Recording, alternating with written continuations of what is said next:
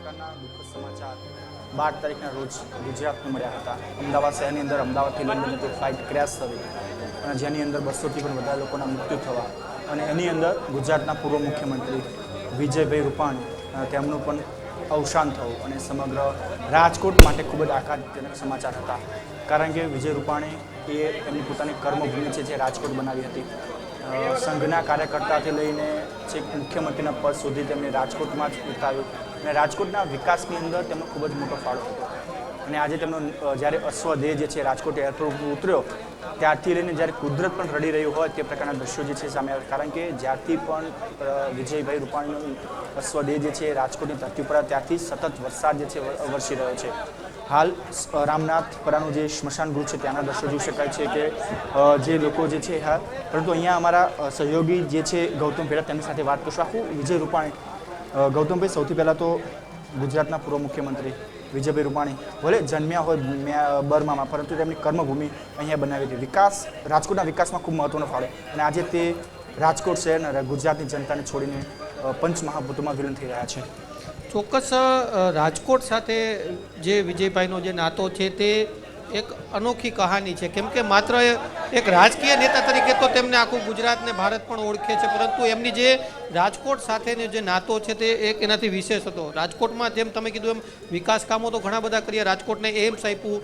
સૌથી મોટો પ્રશ્ન હતો ન માત્ર રાજકોટ, આખા સૌરાષ્ટ્ર માટે એક મહત્ત્વનો પ્રશ્ન હતો પીવાના પાણીનો, તે તેમણે સૌની યોજના મારફત હલ કર્યો। એટલે એ સૌથી મોટામાં મોટી ઉપલબ્ધિ સૌરાષ્ટ્ર માટે હતી, કેમ કે સૌરાષ્ટ્ર એટલે એવું એક છાપ હતી કે પાણી વગરનું સૌરાષ્ટ્ર, ખેતીની હોય, પીવાના પાણીની હોય, આ તમામ સમસ્યાઓ રાજકોટ અને સૌરાષ્ટ્રમાં હતી। એમણે સૌની યોજના મારફત એમના જે મુખ્યમંત્રીનો કાર્યકાળ હતો એમાં એમણે દૂર કરી। બીજી બાજુ તેઓ પૂજિત રૂપાણી ટ્રસ્ટ ચલાવતા હતા, અનેક સામાજિક કામ સાથે જોડાયેલા હતા। આજે આપણે જોયું કે ગ્રીનલેન્ડ ચોકડીથી એમના ઘર સુધી ને એમના ઘરથી અહીંયા સુધી જે અંતિમ યાત્રા નીકળી તો એમાં પણ જે હજારોની સંખ્યામાં મેદની તો એ આત્મીયતાથી જોડાયેલા હતા, એટલા માટે જે આખું જે મેદની છે તે ઉમટી હતી। એટલે એના ઉપરથી સ્પષ્ટપણે આપણે કહી શકાય કે વિજયભાઈ છે તેમણે રાજકોટ માટે માત્ર એક રાજકીય વ્યક્તિ તરીકે ખાલી કામ નથી કર્યા, લોકોના દિલ સાથે જોડાયેલા હતા ને એટલે જ ચાલુ વરસાદમાં પણ આટલી મોટી સંખ્યામાં લોકો વિજયભાઈને આ રીતે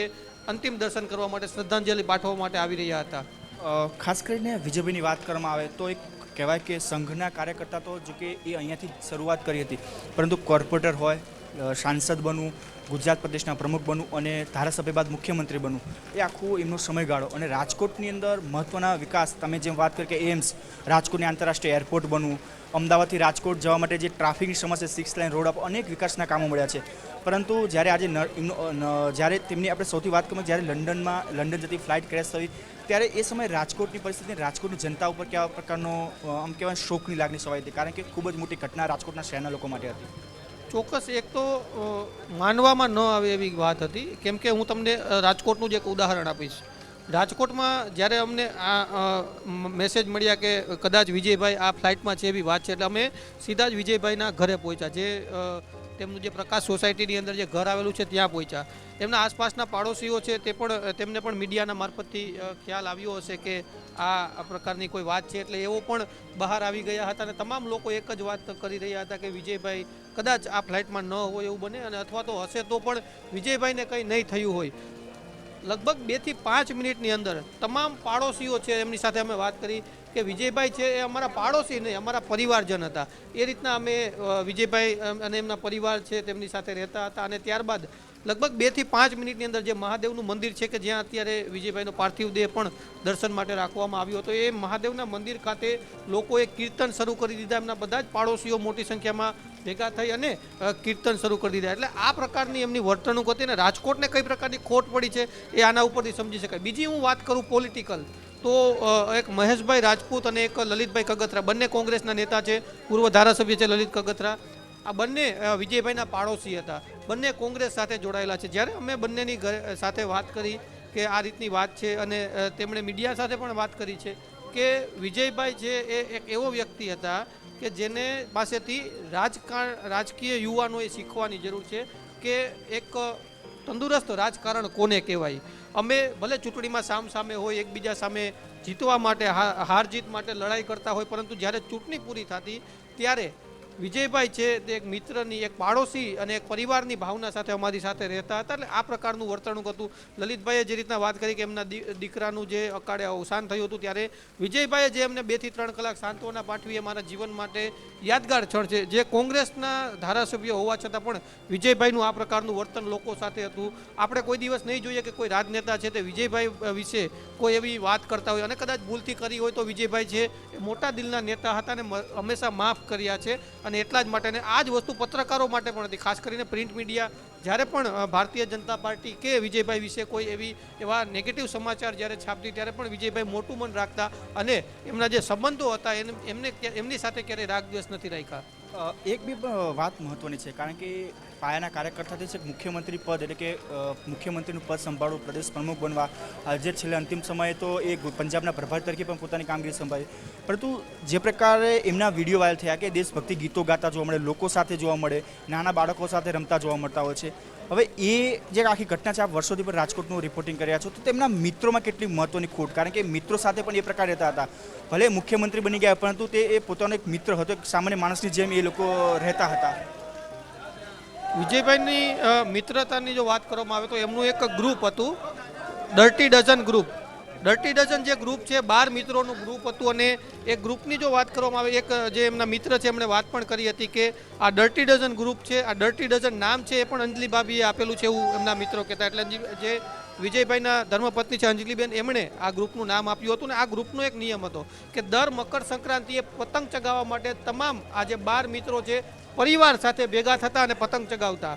આ રહી મિત્રતાની વાત. અને તમે કીધું કે જમીનથી આવેલા માણસ હતા વિજયભાઈ છે, એણે પાયાના કાર્યકર તરીકે સંગઠનમાં કામ કર્યું, RSSમાં કામ કર્યું અને વર્ષોથી આ રીતે ધીમે ધીમે તેમને અલગ અલગ ઉતાર ચઢાવ જોયા જીવનમાં. એટલે જ અને બીજું જે એમના ટ્રસ્ટની જો વાત કરવામાં આવે, પૂજિત રૂપાણી ટ્રસ્ટ જે તેઓ ચલાવતા હતા.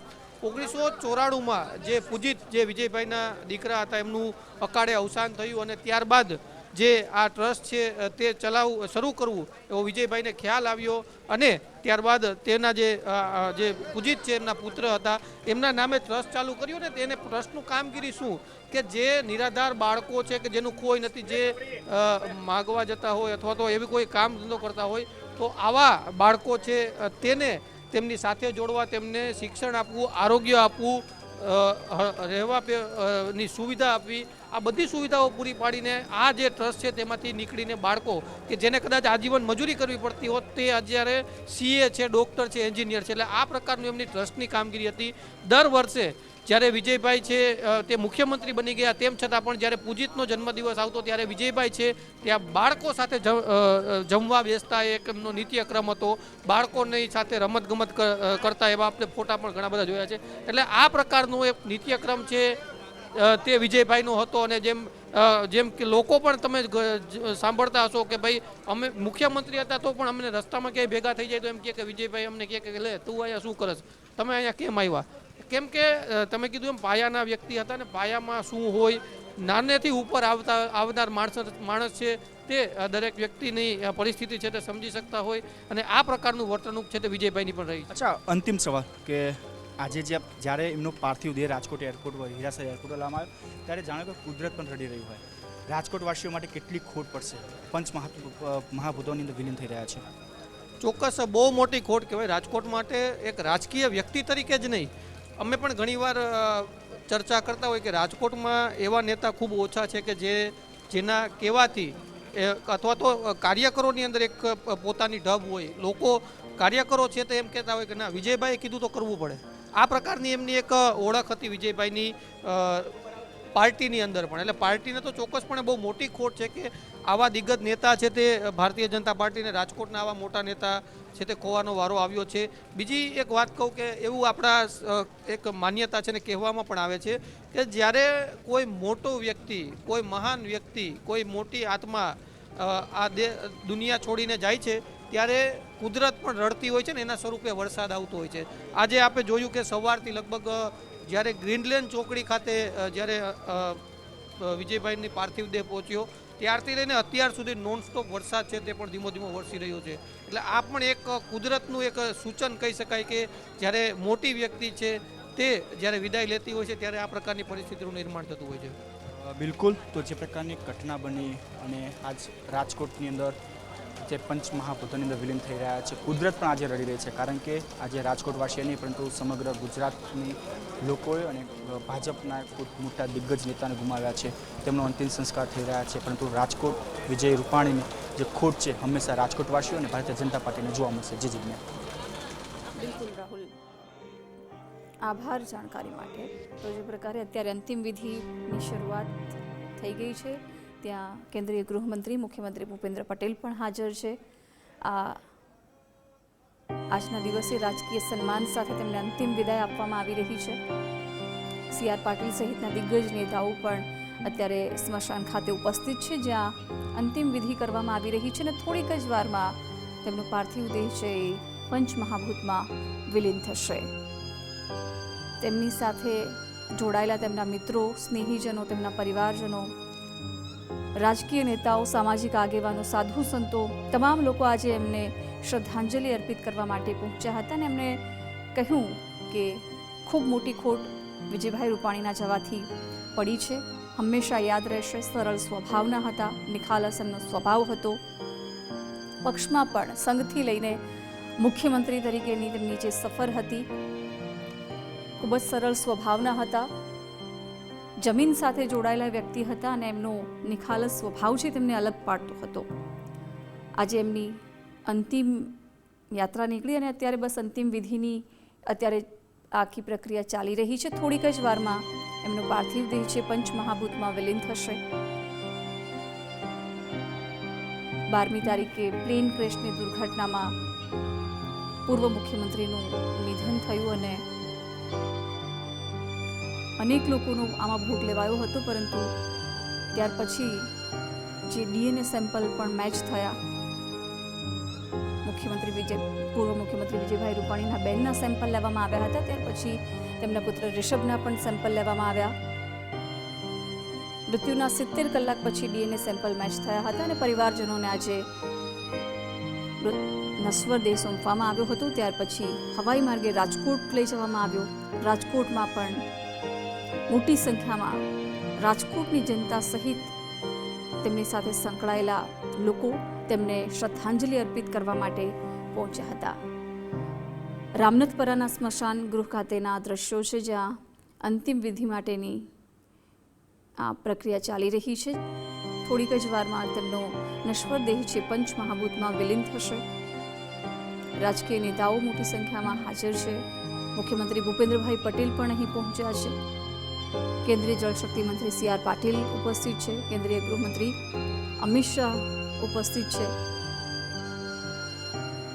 મોટી સંખ્યામાં તેમના સ્નેહીજનો, પરિવારજનો સહિત રાજકોટની જનતા પણ અંતિમ વિધિમાં જોડાઈ છે. અત્યંત ભાવુક કરનારા દ્રશ્યો, કેમ કે તેમને જવાનું દુઃખ તમામ લોકોને છે. નિખાલસ સ્વભાવના વિજયભાઈ છે, હંમેશા લોકોને યાદ રહેશે. રંગીલું રાજકોટ છે અત્યારે શોકમગ્ન બન્યું છે. આજે વહેલી સવારથી જ જ્યારે તેમનો નશ્વર દેહ રાજકોટ પહોંચ્યો હતો અને ત્યાર પછી તેમના નિવાસસ્થાન સુધી પણ લઈ જવામાં આવ્યો, ત્યારે રાજકોટની જનતા છે જાણે હિબકે ચડી હોય તેમ પ્રકારે અત્યંત ભાવુક અને દુઃખદ દ્રશ્યો પણ આપણે જોયા. તેમના અંતિમ દર્શન માટે રાજકોટની જનતા રસ્તાઓ પર ઉમટી હતી. જ્યારે તેમના નિવાસસ્થાને પણ પાર્થિવ દેહ રાખવામાં આવ્યો, ત્યારે પણ મોટી સંખ્યામાં લોકો તેમના ઘરે શ્રદ્ધાંજલિ આપવા માટે પહોંચ્યા હતા. પરિવારજનો ઉપર અત્યારે દુઃખ આવી પડ્યું છે, ત્યારે ભગવાન તેમને પણ આ દુઃખ સહન કરવાની શક્તિ આપે તેવી પ્રાર્થના કરવામાં આવી. સાંત્વના તેમને પાઠવવામાં આવી રહી છે. તેમની ઘરની બાજુમાં જ આવેલા મંદિર ખાતે પણ સ્વર્ગસ્થ વિજયભાઈ રૂપાણીના પાર્થિવ દેહને રાખવામાં આવ્યો હતો. ત્યાં પણ લોકોએ ભજન કીર્તન શરૂ કર્યા હતા, તેમને શ્રદ્ધાંજલિ આપી હતી. રાજકીય સન્માન સાથે વિદાય આપવામાં આવી રહી છે. અત્યારે અંતિમ વિધિ થઈ રહી છે. આ દ્રશ્યો છે રામનાથપરાના સ્મશાન ગૃહ ખાતેના.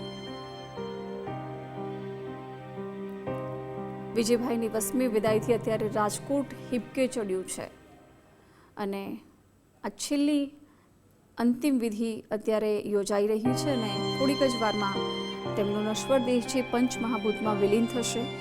રાજકીય નેતાઓ સહિત સામાજિક નેતાઓ અને રાજકોટની જનતા પણ મોટી સંખ્યામાં અત્યારે સ્મશાન ગૃહ ખાતે આ અંતિમ ઘડીમાં તેમની સાથે ઉપસ્થિત છે.